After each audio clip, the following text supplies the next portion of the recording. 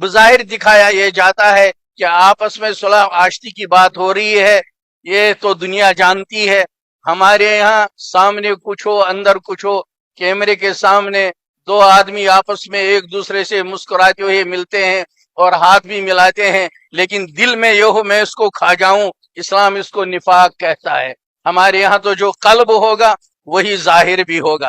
اس لیے آپسی رواداری اس کے ہم قائل ہیں، آپس میں تعلقات اچھے رکھنا، حسن اخلاق کو برتنا، یہ ہمارے اسلام کی عظیم شان ہے۔ لیکن احتیاط کے تقاضے کے پیش نظر بتایا جاتا ہے کہ ابراہیمک مذہب کے نام پر جو فتنہ پیدا کیا جا رہا ہے ہم اس سے باخبر رہیں۔ اللہ ہمیں توفیق عطا فرمائے اور ہمارے اکابر کو جزائے خیر عطا فرمائے۔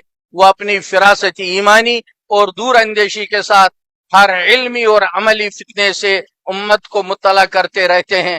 جزاہم اللہ خیر الجزا۔